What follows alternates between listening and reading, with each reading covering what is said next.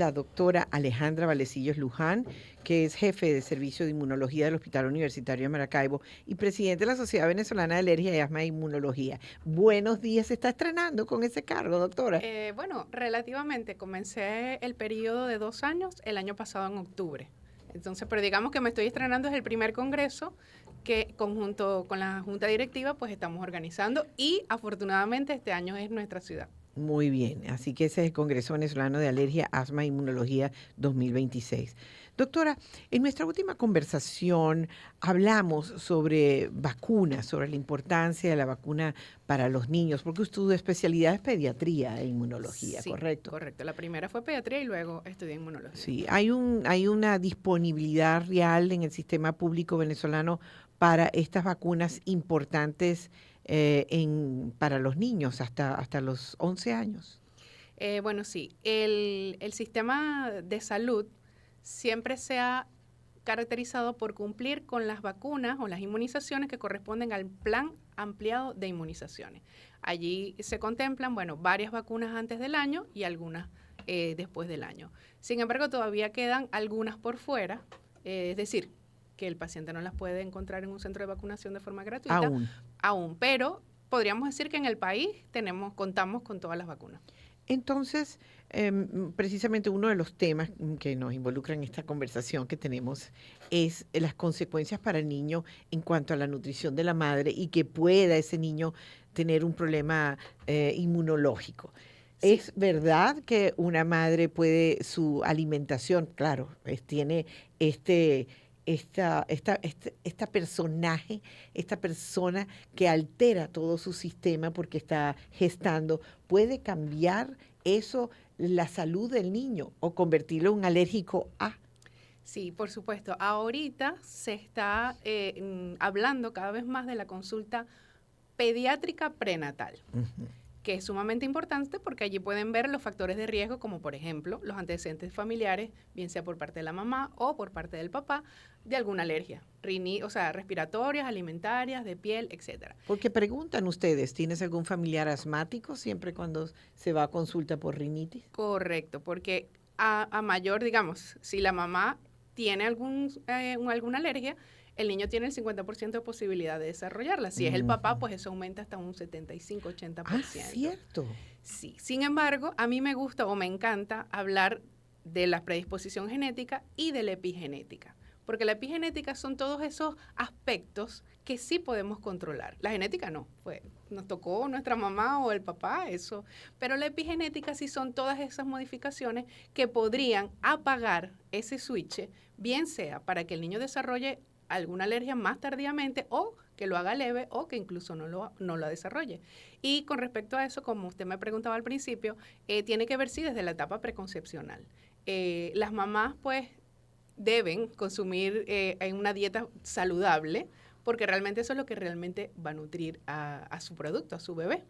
También tenemos que seguir estimulando el parto vaginal, porque Ujú. cuando nace por esa vía, pues adquiere todos esos microorganismos necesarios que van a entrenar al sistema inmunológico de ese bebé que nace apenas para desarrollar su sistema inmunológico. Eso aumenta, el porcentaje es más o menos como que la calidad de nacer normal, naturalmente o por cesárea, ¿cuánto aumenta esa, esa cobertura? Sí, vamos a hablar, sí, la cobertura, porque además tiene otros puntos que aumentan, podría ser en hasta un 80%, ¡Qué pero si bien! además le dan lactancia materna exclusiva con una mamá que, por supuesto, se alimenta de Sano, sí. forma saludable, correcto, pues ese porcentaje aumenta y hay muchos casos de niños con padre y madre alérgicos que se alimentan de lactancia materna y como debe ser exclusiva hasta los 6 meses, hasta ese momento el niño no presenta, pudiera no presentar ningún síntoma. ¡Qué bien! Pues sí, entonces eso se va sumando y posteriormente también hacer de forma adecuada la alimentación complementaria, que es Claro. a partir de los 6 meses. Bueno, fíjate que hoy es Día Internacional de la Infancia.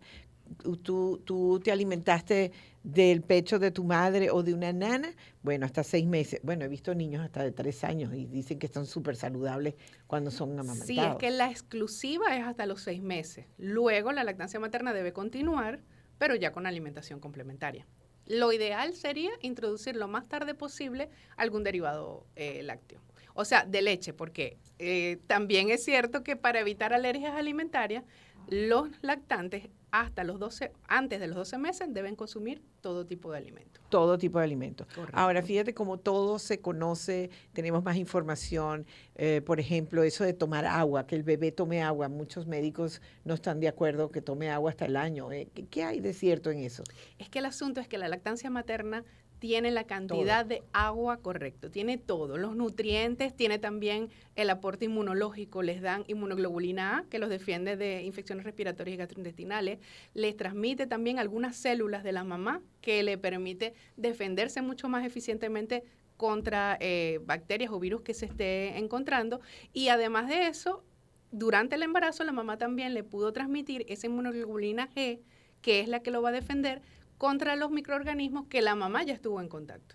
Entonces, vemos cómo el sistema inmunológico, o todo está diseñado perfectamente para que ese niño, para que ese niño tenga las mejores condiciones. Por supuesto, pasando lo contrario, empezamos a encontrar todos esos tropiezos, el niño que nace por cesárea, el niño que no se alimenta de lactancia materna sino de fórmula. Entonces, bueno, ahí es donde empezamos a ver o tenemos que idearnos las estrategias para ese otro tipo de bebé. Es que oyes, ay, no puede tomar este preparado porque le da tos, le da alergia, le sale una erupción. O sea, bueno, lo que está diciendo es que definitivamente el agua bendita que viene de las mamas maternas son definitivamente lo más importante para evitar una infancia complicada con consecuencias en el niño como alergias o rinitis. Ahora estamos viendo, doctor, una rinitis y un asma bronquial por los cambios de temperatura, por el aire acondicionado. Imagínense, ¿cómo lo vamos a disfrutar del aire acondicionado en una ciudad tan caliente como esta, doctora? Es así. Con respecto al primer aspecto que nombró sobre el cambio climático, es cierto, es a nivel mundial. Desde el año pasado, la Organización Mundial de Alergia está comentando cómo, digamos, ha impactado en el desarrollo de las alergias el cambio climático. Ese por una parte. Pero además nosotros tenemos unas características especiales, que es lo que acabo de explicar. Somos una ciudad calurosa, donde habitualmente tenemos aire acondicionado encendido. Sí. Ese aire acondicionado trae dos problemas. Uno de ellos es el hongo ambiental. Si no hay una buena, digamos, mantenimiento del ambiente, por ejemplo, con deshumificadores o un buen mantenimiento de esos aires acondicionados y ductos. Por ejemplo, los pacientes que usan, o las casas que usan alfombras, eso también es un factor de riesgo para esos pacientes que tienen alergia respiratoria. Arranquen esas alfombras. Sí. Sí, realmente lo ideal es tener una casa, yo siempre le explico a mis pacientes, minimalista.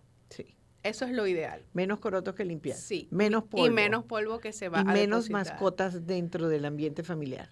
Bueno, en ese aspecto yo siempre lo comento, no tengo mascotas, pero entiendo, digamos, el papel fundamental que tienen muchas mascotas dentro de las familias.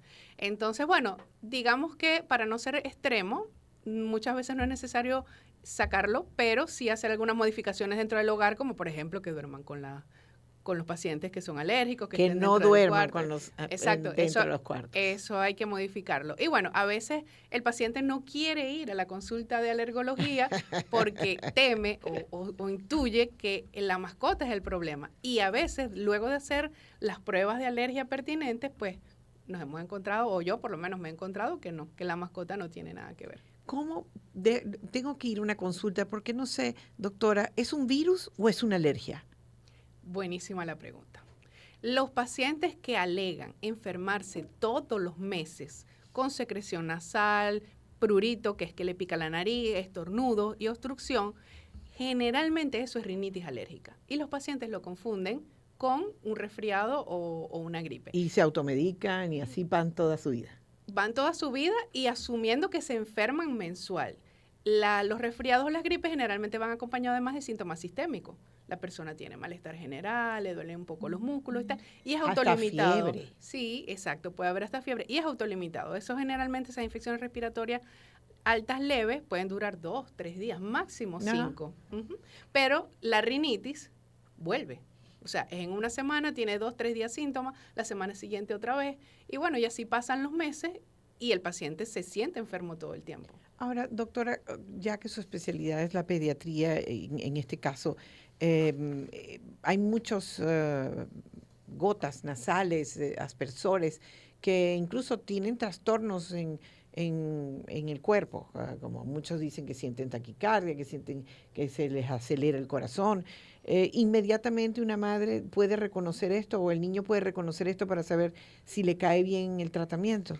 Bueno, sí, el uso de gotas nasales descongestionantes es un motivo o debe ser un motivo de consulta inmediato al inmunólogo alergólogo.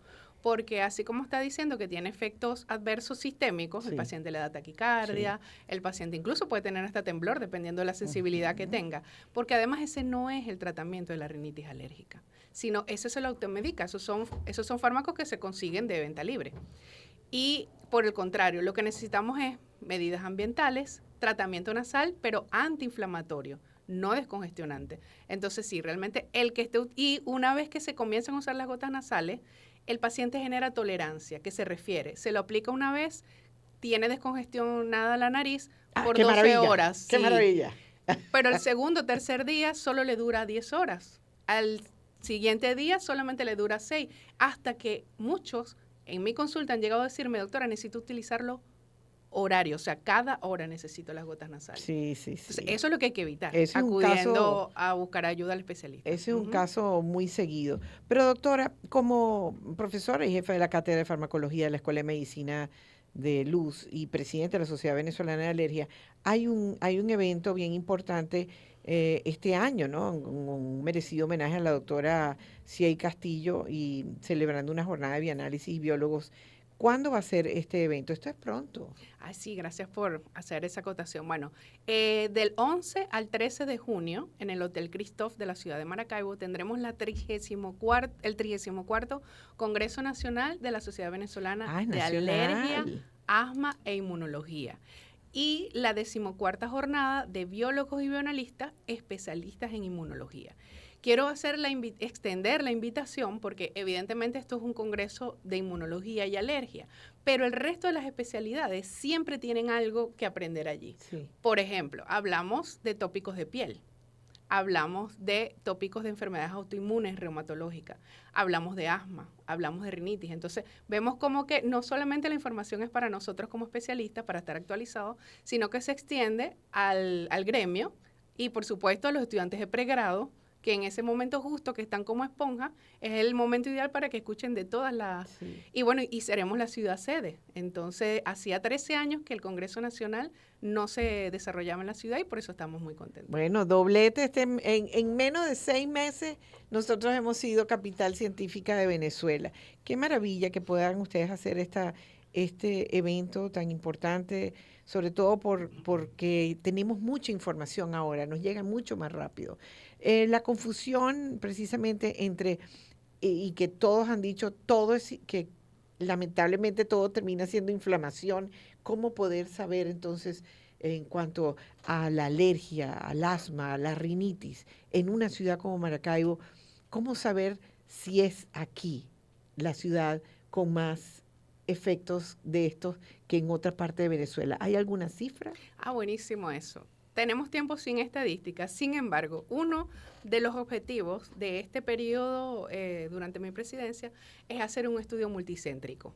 Sí tenemos, por ejemplo, algunos datos en el Distrito Capital, algunos datos aquí en la ciudad, pero no los tenemos para hacer la comparación.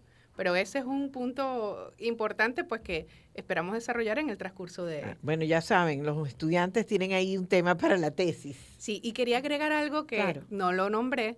En este congreso tenemos la primera edición de una actividad para padres y maestros, que se refiere a la alergia alimentaria, que la titulamos Comer sin riesgo.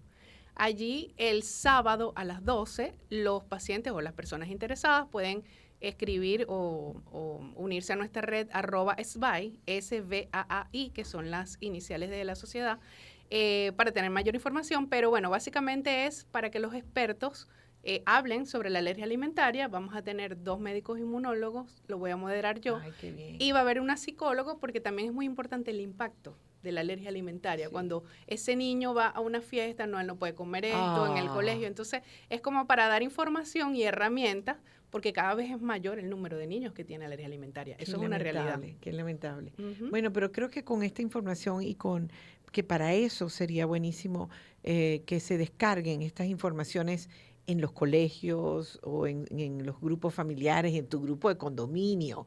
Estás viendo que está sucediendo esto, qué filtración hay en tu edificio que está causando un moho terrible y la gente está enferma todo el tiempo. Hay tantas razones por las cuales es importante que podamos tener estos detalles y unirnos a @SBAAI, sobre todo en los colegios, las cantinas, que puedan tener más comida, más meriendas saludables. Saludable, sí es. Eso realmente, de repente, esto es el punto de partida para influir un poco en sí, en eso, en las ventas de comida en los colegios e incluso en el compartir de los salones. Claro. Sobre todo en los kinder siempre hay una comida, un compartir los días viernes. Entonces, qué maravilloso sería que el niño que tiene ciertas restricciones de alimentación, que yo lo veo más bien como que es que el que come saludable, no se ve atentado por los otros niños que comen comida chatarra, sino al contrario. Oye, qué difícil. Sí, es difícil, pero yo